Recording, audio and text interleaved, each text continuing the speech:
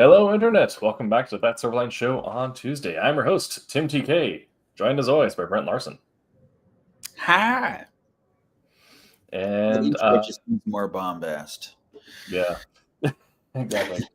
And I believe Jose is joining us in a little bit later. And check that.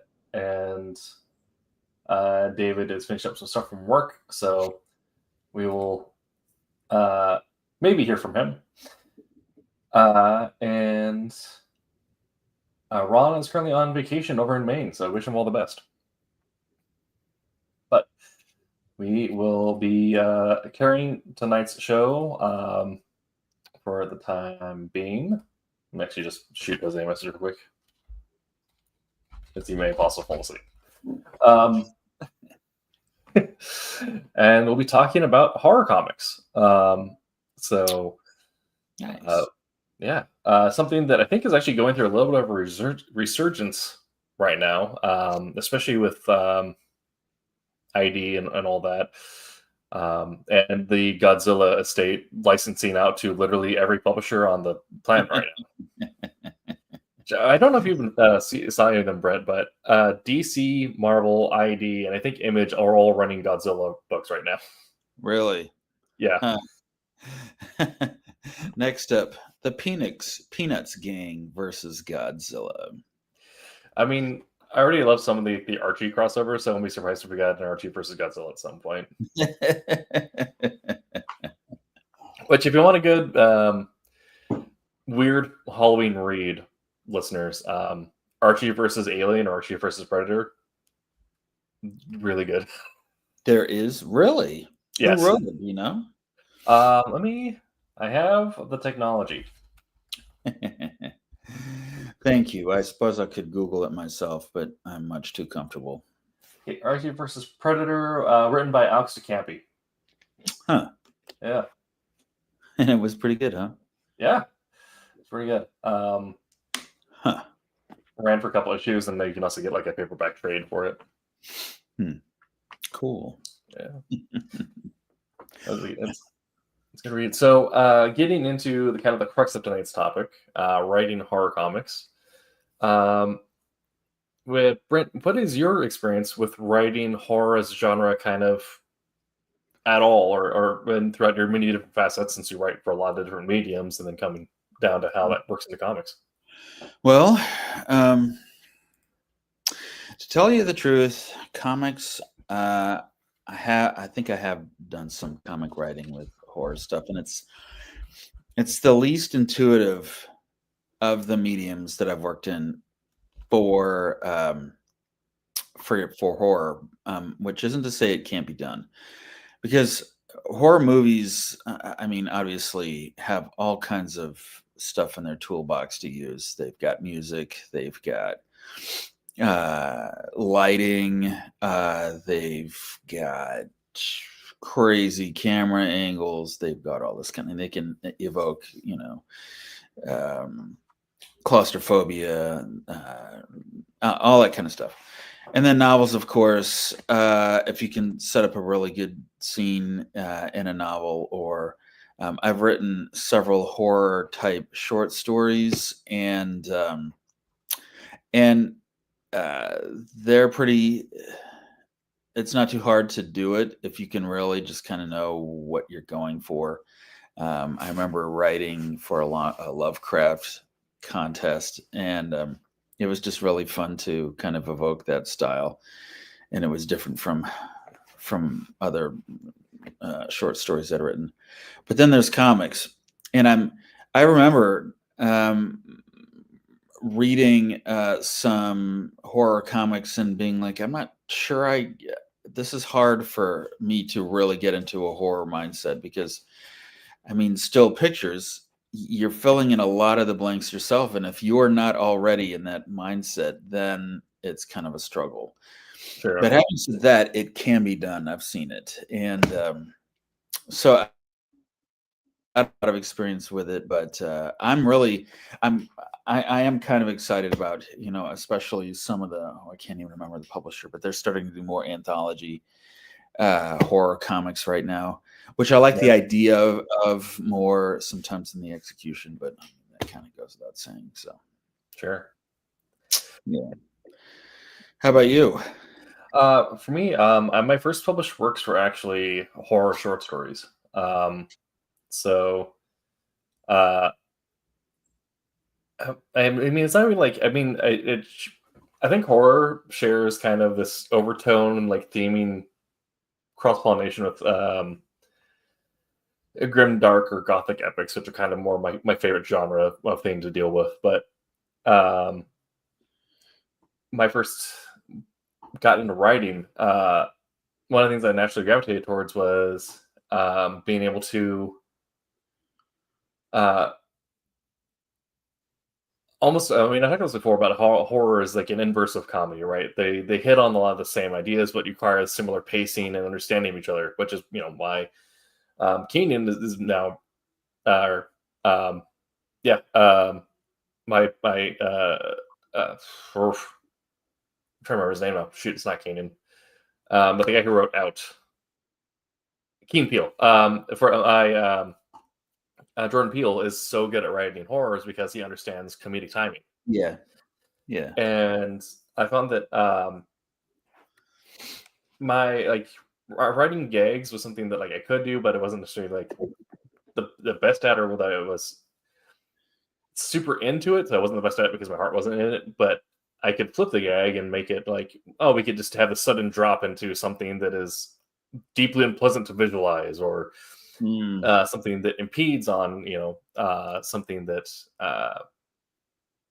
one of the I talked this before, but also like the Tower of Needs, right? The hierarchy of needs. If you choose one of those needs and were to like attack it through, sort of like Alien is a really good example of your bodily health, your bodily safety, and now you have this direct invasion of that thing.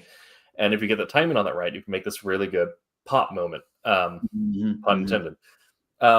Yeah. And so I wrote bursts off the page. Yes. Exactly, burst off the page. So I wrote some science fiction horror stuff and got that sold and published. And then coming into comics, I've always liked reading horror comics because they get this nice like you said, even with horror movies, right? If you approach it in a different mindset, it drastically changes the experience, right? You have the experience. So if you watch a horror movie with the intention of lampooning it with your friends, now it's the funniest thing in the room. But with comics, you can do the same exact thing, and I really like how you're able to have this changing relationship to the medium, to the genre, of based on your own mindset, your own intention when you approach it. And I haven't had a chance to fully commit to writing a published horror story yet, but I have a few script pitches floating around in the ether. Well, actually, no, that's straight up lie. Because I haven't had one hit market yet, but I have written a horror comic, which is Dracula, being illustrated by the venerable Rob Davis, which hopefully we can do our pre-order campaign for soon. But so I haven't had a chance to actually sit down and write it, but it just hasn't hit market yet. So I'm excited to see how it's worked, because I try to stay true to the books in ways that necessarily the films and Hollywood did not, and that there was a lot of body horror and more visceral moments in the book Dracula than typically have been seen on screen. So I'm excited to see that hit the page. Yeah, I mean that is a good point. There's actually my first published works were also horror stories, and there's such a breadth of ways you could even tackle a story. Like the first one I ever wrote was about two kids who investigate a haunted hotel, and just they're two kids tooling around on their bikes. That's actually how I sold the story. The acceptance email I got was, I just love stories about kids riding on bikes, and I'm like, but was it scary? I still have no idea if they even like it. But the idea that that you can write about a place that doesn't exist, but you can feel it in your mind, and you can even probably even more than any other, except maybe sci-fi. I mean, place and description really is going to help sell the idea Yeah. of the story, because it was just so fun to describe this hotel and this feeling of dread that I got even just thinking about it. Mhm. And then the second story I wrote was about a guy driving across Arizona, and it was like people were trying to stop him from going further, and he finally has to go to this rest stop. And just describing this place was just like, oh yeah, I can really feel like it was there. Yeah. And I almost wonder if I ever tried, see, like when I'm trying to think through the horror comics that I've read, that I was genuinely like, wow, this is really grim stuff. And I'm thinking about things like The Killing Joke or something like that, where it wasn't just a really dark story, but it was also, I mean, if you go back and look at who did the art on that, was that Dave Gibbons? Anyway, I can't remember, but there was a lot of use of shadow, and the lighting was just really, very overtly captured. And I almost feel like if you are going to do a horror story, and I don't mean like psychological horror, but something that probably falls more into a genre kind of situation, then you're going to really have to work with an artist who can really capture that kind of thing. Mhm. Which, I mean, it's the same with, there's a reason why the Nightmare on Elm Street, the Friday the 13th movies are, Yeah. many of them are universally just bad. And it's because the filmmakers are like, we don't know how to do horror stories. We know how to throw fake blood on the screen and have naked women run around. Hopefully that'll distract the viewer from the idea that we really just don't know anything about horror movies. And but when you see really good ones, then you're like, oh wow, these guys are so good at what they do. They can position a camera, and the gaffer can make the lighting look just enough that you're freaked out and you don't even know what's happening. You're just looking at it and going, this is a horror movie. And you don't even have to have any idea what's happening. Yeah. So when you're going to do a horror comic, you really got to have someone who understands all of that stuff, but can capture it with with art, with drawing it. And that's I mean, man, if I were going to do a horror comic, frankly, I would be writing panel descriptions like a page a panel, just to try to capture what it is I'm trying to look for, and hoping the artist gets it. And Yeah. man, that sounds hard. Frankly, I'm not an artist. That would break my mind unless I was already just firmly in control of my art. So Yeah. yeah. Yeah. I mean, yeah, if we had Jose here to look at his mind and some of that stuff, because he's written a weird western, kind of like gothic horror western, and so kind of had to deal with those visuals, but not only those visuals, but dealing with them in a genre blending way. Hmm. But yeah, it is one of those scenes where I think it's kind of funny because you mentioned Friday the 13th before moving on to Nightmare on Elm Street. But we have like the first two movies of Friday the 13th in that series that are actually like generally very good, and they have good scares, and Hmm. um, they establish an iconic slasher villain, right? But then we end up getting Jason X. Yeah. Or Jason Takes Manhattan, or he Yeah, doesn't even get to Manhattan until the end of the movie. And I'm like I consider myself a horror movie aficionado, and I'm one Halloween I just watched them all because I felt like I owed it to yeah, somebody I still don't know. And I'm like, oh man, what is happening? Why are these so highly regarded? I don't know. yeah, I have a friend who swears by them, so yeah. I mean, we all have. I feel like if you're into horror, you have at least one series where you kind of acknowledge that even though it falls apart, you still love it altogether. For Mm, me, that's the Alien series, like Alien and Aliens, and then just skip over to Alien Earth and Romulus, kind of Mhm. ignore everything else if you want to actually have a good experience. But if you want to get really into the crux of just like, oh, this fell apart and became kind of utter garbage because, like you said, they were the team was like, oh, the producers were like, oh, this alien monster sells. We need to keep on making movies, and then getting new directors and new writers. Like, I don't know what to do with this. This isn't my like thing. Like, I don't care. Just find a way to make it scary, which usually Mhm. equates to either the lighting is overexposed or underexposed. Uh, Mm.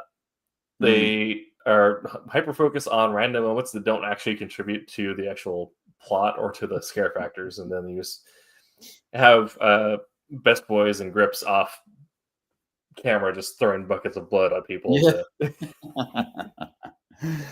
um Yeah. I mean, the Alien, yeah, that Alien is a great example of, like, how subjective horror can be. Because mhm, I remember being really excited when Ridley Scott came back, and he was working with Damon Lindelof, who I have a lot of respect for. And you could almost see the pitch session where Damon Lindelof is like, "I really wanna tell a scary story about the origin of life and, what kind of reflection that has on faith," but also with, a xenomorph, and Ridley Scott's like, "Whatever, man, just give me something to shoot." And that was mhm. how Prometheus came about. Yeah. And then the next movie, which I love, was okay. So at the end of Prometheus, the woman flies off with the android, and she's like, "I'm gonna go and find the progenitors, and I have so many questions." And then the next movie, you find out basically that this is what happens when you get a new writer uh, on a project, and he's like, "Yeah, I don't want to do any of that stuff." So literally, he dropped a bomb on everybody and just utterly erased that. Yep. It's like, okay, well, I appreciate you want to go back to being scary. So, okay, let's just roll with it. And, Yeah. and then we have Alien Covenant. So, Yeah. Ah. Yeah. Yeah. I mean, that's one of the things where, yeah, when you think about it, like at least with Prometheus, even though like it doesn't necessarily when I compare it to the start of a series or franchise where it is now, where we have Romulus and Alien, Mm. Prometheus is definitely kind of like a dip in there. But then Covenant, I feel like just fell off a cliff because I don't. There's nothing that really sticks with me from that movie at all, other than I remember Michael Fassbender at one point standing on a thing yelling at people. Um, uh, yeah, and when you get to this, like the storytelling of it, part of that is uh, I feel like something that is really true of horror and comedy both as a genre is that you need to be really intentional as a writer when you're constructing your pacing and your dialogue moments and your character moments because that's one of the things that people love about horror stories is the characters that you kind of contain in these vehicles, Mhm. whether that be the monster or that be the last girl or any number of the group, and with writing something like action or a traditional like hero story or whatever, you can if you're writing the sloppy at ports, you can kind of get away hiding behind your set pieces or behind other things that are happening, or you might have really good quips at times. But when it's entirely dependent on your ability to control that pacing and the narrative, and then convey that in a way that the illustrator gets, Mhm. uh, that becomes a really taxing, but also I feel like very rewarding Mm. exercise when you get it right. Mhm. Yeah.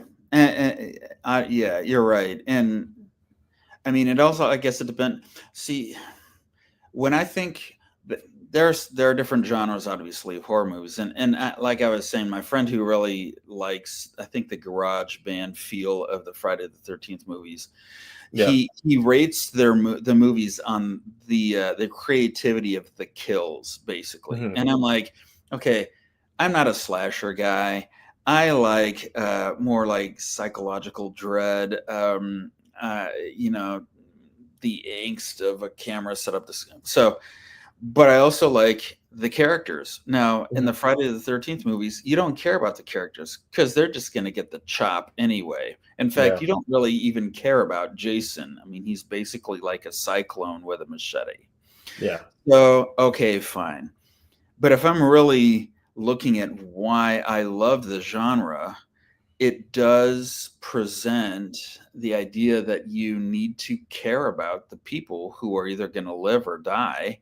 Yeah. Um, and so, like, Ari Aster, I think, is one of the great new horror directors. And when I think about, Hereditary or Midsommar, Yeah. I've only seen those movies a couple times each, and I can tell you pretty much who those characters are. Versus like a show, I'm watching the show Yellow Jackets. It's a good show. I Yeah. cannot remember any of the names. Yeah. There's Blonde Chick. Oh, there's etc. And yet Ari Aster is so good at building characters that I am rooting for, and I'm devastated if they don't make it. And I'm devastated if they do, because he's got even worse in mind for them. Mm-hmm. And that's when I'm like, okay, this guy he's got the skills. So Yeah. I would love to tell stories that good, frankly. Right. Yeah. Yeah. Well, I definitely I get rating movies based on kills. I do that sometimes, but particularly when I'm going, there's like the slaughterhouse subgenre. So Mm-hmm. like the Belko Experiment versus Green Room, I think kind of has a similar vein where like the Belko Experiment was fun, but I don't remember much about the individual moments of it or the characters outside of the guy who played Dr. Cox was in there. But then Green Room, I can like there are like very vivid moments with like either character interactions or even it's like the kills or like the maimings that are done in a way because they take time to build these characters. And very Yeah. similarly, it's that when you get these characters and you take them to build them, understand them, and then it comes down to I guess as a metaphor how masterful you are as a writer when it comes to applying the gas, because you have these moments where you need to pull back on the gas, let the moment breathe, get to know the characters or get to know what they're feeling at the moment, and then either tap on the gas and build up to something or slam on the gas and have like a body drop from the ceiling. Mm. And knowing what is the correct application of that moment to hide that moment that you just built those characters. Yeah. I mean, you're talking about something very well constructed. And so Green Room is a great example because, it could have been very sloppily written, just with people who were stuck in the middle of an Aryan kill squad. And, hey, who wouldn't want to see that? But again, you also have characters that you care about, Mm-hmm. and you're still thinking about how sad for the ones that didn't make it, how happy for the ones who did. Yeah. uh, and I don't know, I mean, it's funny because you're not necessarily telling something that's so crazily unique that everyone's really just knuckle biting to see if anyone's going to make it in the end. But you are watching because you care about these people and you Yeah. see them get out, and the story is told and it's structured in such a way that the horrific moments are there, but also the pauses, which allow for more character development or even just more emoting, are very Mm-hmm. strategic. And yeah, again, it's like when you see it done well, it takes your breath away. And when you see it done poorly, then you're like, okay, well, maybe their uncle financed this movie. Who knows? Yeah, Or yeah. definitely. I mean, yeah, and that's one of those things where uh, knowing how much importance to put on these movies to twist your characters or apply to break apply things to them. I think because we work in comics and it's a visual medium, we can get kind of lost in the sauce of, well, I just take that and build these characters, so I need to give them a really gruesome visual death, which certainly you have places for that, and that does work in certain things. However, then you kind of turn into like the later Saw movies. But um, then it's also understanding, we were talking about this, that there are multiple genres within horror, understanding your subgenre. Are you building something that's a slaughterhouse where it is going to be like Saw or Green Room, where you are going to want to give your artist very visual descriptions and notes on what is happening, like how this person is dying or being attacked in this moment. Or is it going to be something that is more psychological, like early Alien, or um, in references that I don't know if anyone will get, The Perfect Guest or The Lazarus Project, where you're just trying to build this sense of unease the entire time.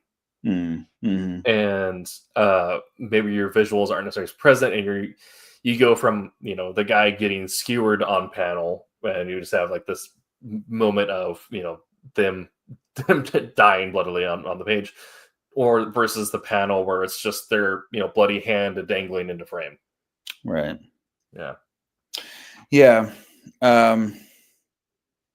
And I would say I'm probably always going to go more for the minimalist, or the like horror. When it's at its best, it's being subtle. So I would always go for like the hand dangling or the foot dangling, which might even be worse, because if you're gonna go, I mean, in a weird way, I hope I'm not pissing off any comic artists out there, but throwing the guy on stage, like, dangling and being impaled on a wall. I mean, in a weird way, that's easy. Just draw what happened. Well, you're not really telling a story of what happened. You're more telling a story of what kind of happened that you don't really see, because those are the best horror movies. The kind where there's a reason why shadows play such a big presence in good horror movies. It's because you're not supposed to see everything. Yeah. And that's why the first Jaws was great, and later ones, the more you see the shark, the less good the movie is. How can that be? It's a movie about a shark, and yet the subtleties of the presentation of what's horrific makes the story almost more unsettling, just because you're still not really sure exactly what you see. Or and in fact, think of any horror movie where you don't even see. Okay, Alien is a good example, where Ripley hears what are their two names? I cannot remember it. The Yaphet Kotto and what's her name? At the end, when she's like, "I can't get out of the way, get out of the way, I can," and it's like, holy cow! I remember thinking that's about the most horrifying thing in the whole movie, and you don't even see any of it. You just hear it in a radio broadcast. And when Ripley gets there, she's horrified. You don't even see the woman.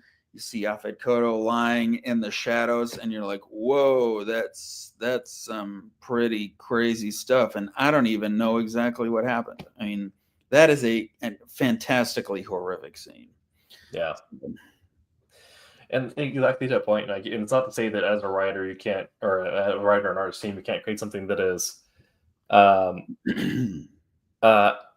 epic and kind of boisterous throughout the thing as it goes on, because you have like the original Cloverfield, right, where it is like panic and chaos in the streets. There's a lot of action happening. There's a lot of movements, a lot of in and outs, but you never actually see the monster, and that builds the sense of unease, the sense of unrest, that like you're almost kind of getting uncomfortable as your chair as the thing goes on. Especially once things get, like, you go from this idea of a reverse climax, right, where like the most action, most intense things happen at the beginning, as things settle down into like, oh, we're the survivors. As it gets quieter, like, oh, this is even more comfortable, because there should be sounds. I think also Alien Romulus does this in an interesting way as well, where you have the initial scare of the alien, where they show that there is a facehugger at some point in the station, and then it's just this slow build until there is a alien that has grown, is out hunting the teens on the station. And then we kind of pull back to the right? The false death and the escape in the hero's journey, right? Where now there's a ton of aliens chasing this girl. There's action sequences, and there is the moment where she figures out how to use the MacGuffin and use the gun and is able to like defend a hallway to get out. But and you're thinking like, oh, this kind of is like a weird change of pace to showing as many monsters at once, but not realizing that this is them actually peeling away and showing you red herring monsters, because when you get into the ship and it is the weird hybrid baby man alien Right. Yeah. that suddenly pops up, and you're like, oh, this is so much more comfortable than everything I just saw, and this is all just trying to get my this is all them pacing in a way to increase my adrenaline. So when this happened, I just get like this massive drop in my gut from all the energy that I had built up and released, and now something much worse is in front of me. Mm-hmm. Mm-hmm. Yeah. Again, that's just pacing, and you could tell, in the hands of a less skilled director, they'd be thinking, oh well, people liked xenomorphs. Well, what if we have lots of xenomorphs? Mhm. What if we have an android? Because people love androids. But I'm like, come on, man. You're gonna have to, don't just do more of the same. You're gonna have to actually give her something new to consider. I mean, Alien is a good example because it has been tried and whiffed enough times that people can now intuit, okay, this is not a slam dunk. You're going to have to not just do more of the same. You're going to have to do something new, but it can't be so new that I don't think I'm watching an alien movie. And I think that's probably what essentially derailed Prometheus was. Mhm. People came to see an alien movie and they instead got some Damon Lindelof existential faith crisis, which they're like, you could see the audience going, but where's the xenomorph? But what if God is bald? Oh well, I had to let movies grow on me. So yeah, as Woodham said in chat, like I said, yeah, blowing their mind after the first and second one. Yeah, the first or second movies, like I said at the start of the show, like to experience the best that Alien has to offer, you watch Alien, Aliens, then Romulus, and then Alien Earth. You don't touch anything else in the series. Maybe Prometheus, and yeah, it's idea of you present a Jack in the Box, and the Jack in the Box should ideally be if the Jack in the Box is in front of you the entire time, that should almost be a red herring. It should be the item behind the Jack in the Box. The first Saw did that pretty effectively. So yeah. I mean, and that's also like compare that to the other time we got a weird alien hybrid thing. I think that was in Resurrection, or was that in 3? Where he had, I think it was Resurrection. Yeah, Ripley's baby alien. Yeah. Oh, man. I'm like, how in the world did that get to the writer's room process? Yeah. And so that was kind of the idea of like that is the Jack in the Box, right? So we just have this weird things from the get-go, and we're like, how did we get here? Why are we here? Yeah. I don't like any of this. Also, none of this writing makes sense. Whereas, if you take a moment where you're understanding that this is the monster they're going to use for the scare, but it's not necessarily going to be the monster they're going to market, you hold that in reserve, and you applied the same thing to my one, was like knowing how to apply pressure on the gas. Until you hit the acceleration, you show lots of whatever your red herring is going to be.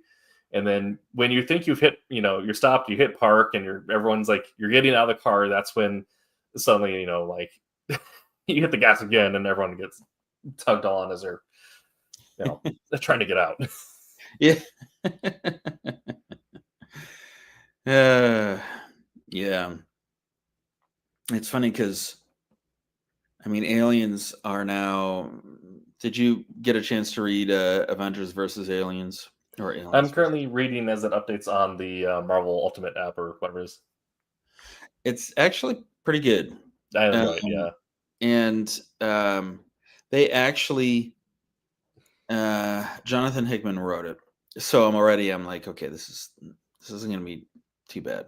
Yeah. And I think what's weird is he was able to lean into the horror angle, and I think he largely captured it Hmm. because he was taking something that we all know, which is the xenomorphs.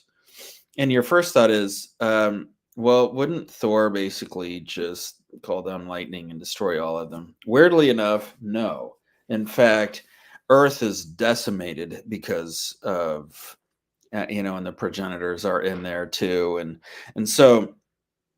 so your idea of what's scary is thrown a monkey wrench is thrown into it because suddenly you've got superheroes who are supposed to be invulnerable to these things, and weirdly enough are not.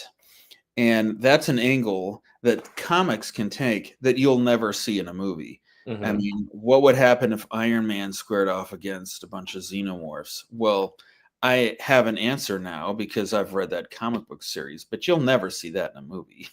Yeah. So, in that regard, it's almost like comics do offer something in the horror genre that you're not going to get in a movie or a Yeah. book. So, yeah. Hmm. Thank you, Willem. Yeah. I mean, that was one of the things where, uh, and what I like about this is also they do that same thing you talk about where they're taking time to build these characters and they establish the setting and they're showing you. And most of the comic is these interactions between characters and developing how they're reacting to the situation without necessarily going straight into Hulk facing off against the Horde, right? That Mhm. does happen at some point, but you don't. That's not the main focus. We have to build into that. You get these moments of people planning, doing things. They're understanding. They're butting heads because of the art of a horror film is the monster should be driving conflict between your people to allow you to further develop them as a writer. Hmm. Um, and then you'll get a moment where they do a thing, they send someone to do something, and then they go into a room, and all of a sudden, Rogue is dead on the ground with her chest open. You're like, wait, what happened here? Yeah. Who did that? How could they do that? Why did they do that? Yeah. And you're beginning to escalate the threat and the sense of unease, leading into what will eventually be the Hulk leaping out to fight a bunch of xenomorphs as time Yeah. takes off. Yeah, Yeah. Um, so I guess in that way, well, obviously you can't do a lot with that because of IP stuff, but yeah, I don't know. yeah. Have you ever read the Immortal Hulk run, original Immortal Hulk run? Because I've actually heard there was a very good examples of horror comics, and I want to read them just for that reason. I want to see how he pulled it off. Mhm. I have a Yeah, friend. that was Al Ewing's book. I did not actually read through this initially, but it is also on my list. Yeah, Yeah, yeah, I've got a list too. I'll get to it when I retire. that is. There's a lot of content. There's great indies, then also if you also follow Marvel or DC, and they're constantly putting out too much stuff. So Yeah, yeah, yeah. Well, what would you consider good examples of indie horror comic stuff? the initial stuff for Spawn, and then also when they do Mm. like kind of things like that. I mean, my brain does not work great on the spot. Let me try and pull stuff. If you want something that's a little comedic on it, Hack and Slash by Tim Seeley. Hmm. Really anything by Tim Seeley. Hmm. But Hack and Slash is really good. Essentially follows a slasher monster that's been reformed following the last girl as they go to fight different monsters in different parts of the country. Hmm. I Uh, don't know if I've ever read one of those.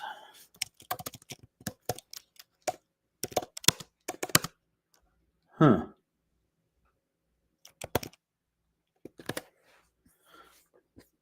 Cool. yeah. Oh, Witches. Um, which if you like things like oh,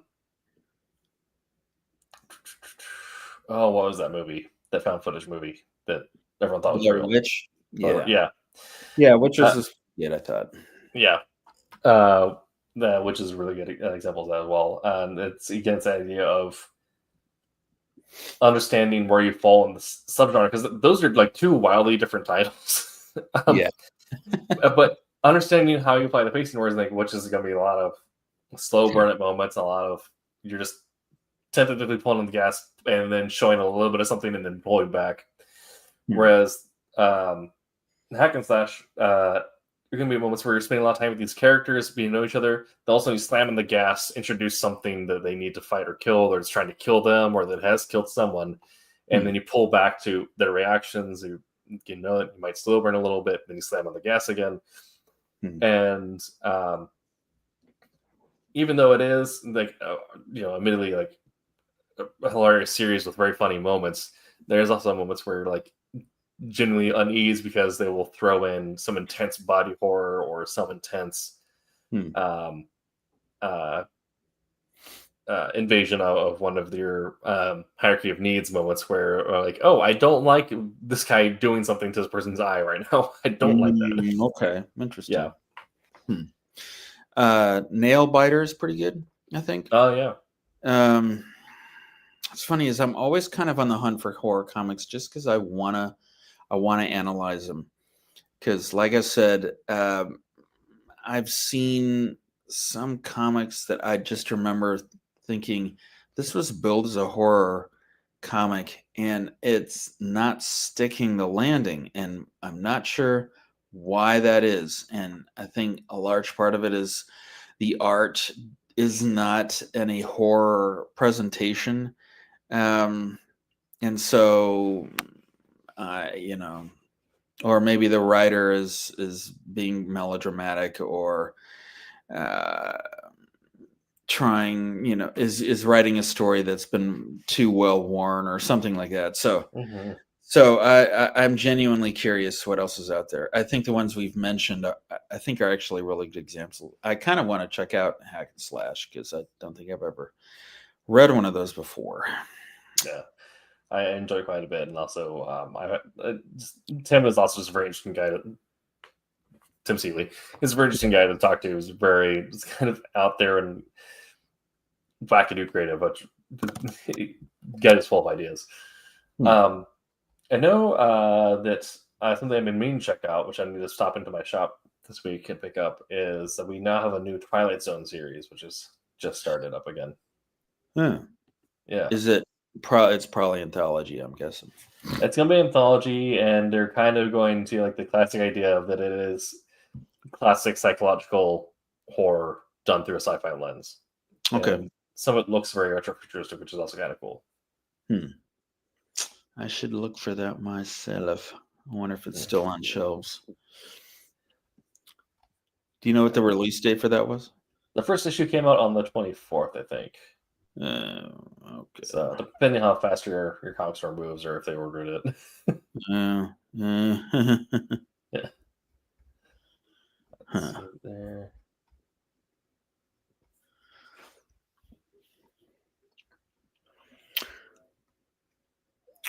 There's a new company, I think, that's doing a bunch of anthology books in a bunch of different genres. Kind of like, Vault of Horror type stuff. And I don't know. I feel like they're not bad. I don't want to harsh on anyone's comic book writing. Yeah. When I think of a really solid hit, I'm thinking about things like Nail Biter or Witches or something like that. So yeah. Definitely. I'm always in something new, though. So yeah. I didn't see this yet. I need to check, but also Image stopped doing previews, so that's probably why. But Die is coming back with a sequel series called Die Loaded. Die? I've never heard of this. So it was kind of like more of a like kind of a creepier Jumanji, right? And that was written by Karen Gillan, and the idea is that these people have been sucked into an RPG. I have heard of this. Actively trying to kill them. Right. So Die Loaded is supposed to be like a more nightmarish, like visually nightmarish take on that. Is it pretty good? I don't know yet. I like Die quite a bit. So I'm going to have to check out Die Loaded when that comes out. Matthew Kirkine Chet says they also have a horror comic. Yeah, if you wrote it, feel free to talk about it. We might talk a little bit about it at the end of the show. Hmm. William says, "I'm dyslexic and I keep on buying anthology books, so I want to read about anthropology." Well, Yes. you're halfway there. Yeah. Actually, horror movies are probably not a bad way to study anthropology. Yeah. Yeah. Huh. Well, I guess that was what made Covenant interesting. Is it went from being the alien horror series and being a chapter in the anthology to being a chapter of alien anthropology. Yeah. Huh. I don't know. Yeah. I'm actually Alien Earth. I actually thought I still have not yet seen the final episode of Alien Earth. I thought it was pretty good. Yeah. But do you know if there are any other movies in development? I feel like I should know this, and I do not. I haven't heard. I think they've said they wanted to maybe look at something following Romulus, but I believe it's with how up in the air a lot of things have been. The thing is just waiting to see how things do and if they can justify the spend. Yeah. Yeah. I'll go see it. I've seen all the bad ones too. I don't know. I can't. I'm always just looking. That's probably one franchise I'll give them my cash no matter what. I'll do it kicking and screaming, and I'll still do it.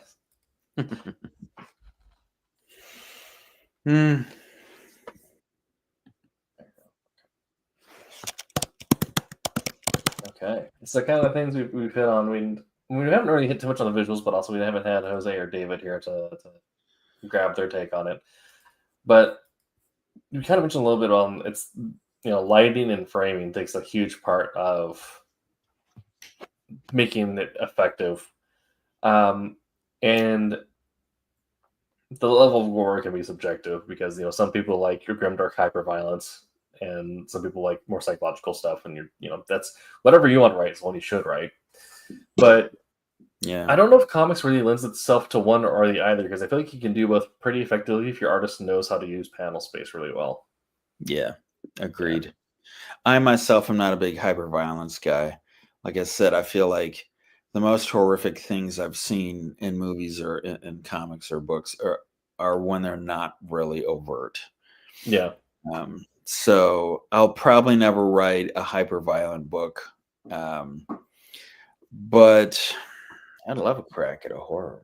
I have never actually thought of a horror comic pitch. Yeah. So, I mean, I'm the one here that's why I'm here. I'm here for the hyperviolence, and I did get to do a little bit of that in Dracula because, in the book they talk a lot about there's a surprising amount of beheadings and dismemberments in the Dracula original novel, and so I wanted to be honest with that, and then also get to the idea of like Dracula is the seductive Dracula is like a Hollywood invention. In the books, he's very much like a long-haired, mustached monster man, and so getting into the idea of being able to like really show Dracula in his more monstrous forms at times to self-aim, but also it's that moment of reserving it for the right moments of future spoilers. But issue 2, I don't think we see Dracula in all of issue 2 of Dracula, except for the last splash page, and then it is full monster in the room. Okay. Yeah. Yeah.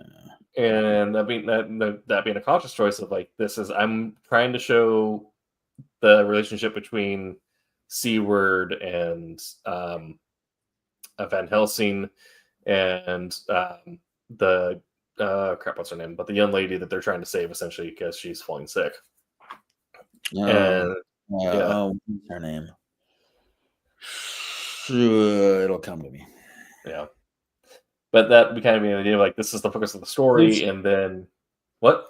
Lucy, yes. And then Lucy Westerna, because that's also where we got Westerna flowers from. Uh, but which if you read or watch Demon Slayer the anime, then you know there's a Dracula reference in Demon Slayer now. Okay. I haven't gotten that far yet. Yeah. Huh. So that's like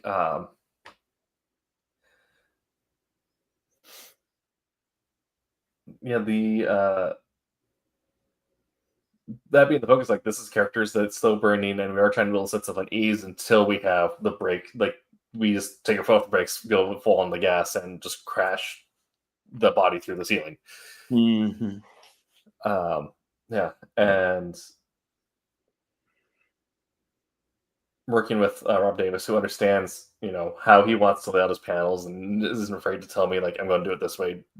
Don't worry about it. Hmm. It's like, it serves it really rather well. So we have these moments where we have a lot of body horror with, people being beheaded or being Mm. eaten, and then a madman actively thrashing and like eating rats off a table. But then also, more slower, less surreal looking things. Mm. Yeah. I'm intrigued.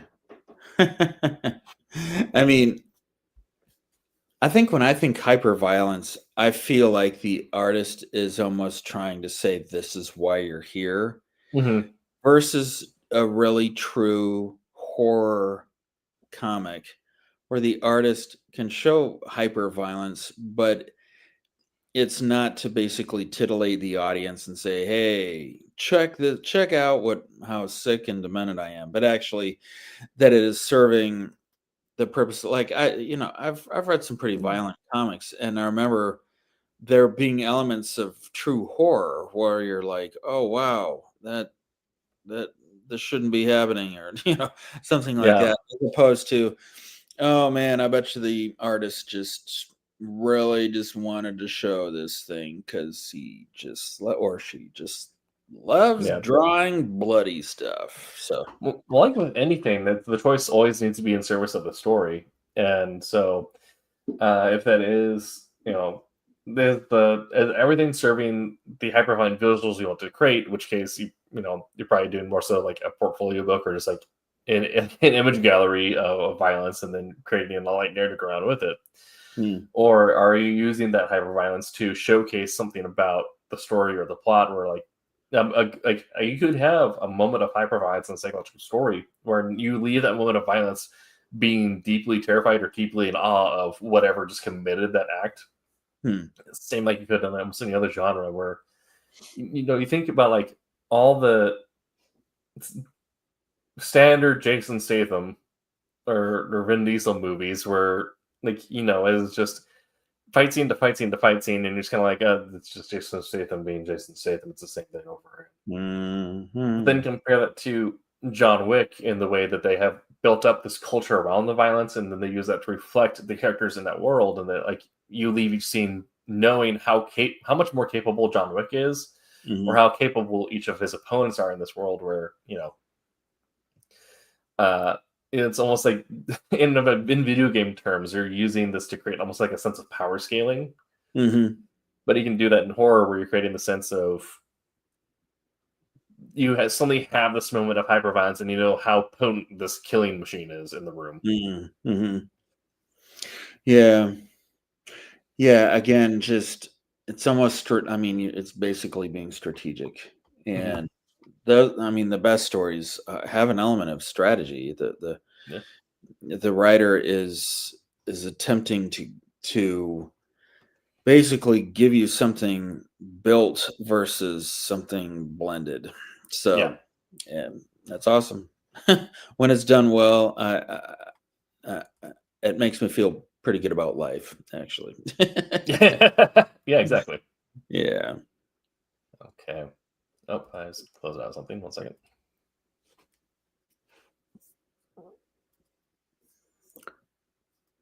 I'm now looking up hack slash. There we go. Okay, and as we end tonight's show, shout out to Matthew Kirky, longtime viewer and chatter. He currently has Night Slayers #1 up on Kickstarter. So normally we use the show to promote Silverline stuff for other people on the network, but being a longtime viewer and talker on the show, we appreciate Matthew coming in week after week, and so also has created a book, no AI involved, all raw talent and artistry. So appreciate that. And yeah, this looks like a supernatural mystery. So I'll be checking that out. And it's called The Night Slayers up on Kickstarter. So again, good job, Matthew. Yeah, that looks sharp. Yeah. Okay. Well, as we get ready to end tonight's show, do you have any final thoughts, Brent? No, except that I'm more intrigued about horror comics than I was. I'm always on the hunt for good horror comics. So Yeah. yes. Very cool. All right. Well, we'll see you all next week for a topic that is not hidden from me. I definitely have the calendar pulled up, and I'm not going to it right now to see what next week's topic is because I definitely remember it.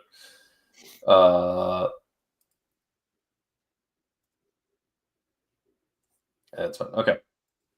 All right. Yes. Next week's topic. Speaking of Hyperons, we're going to be talking about what is Grimdark and how to make it.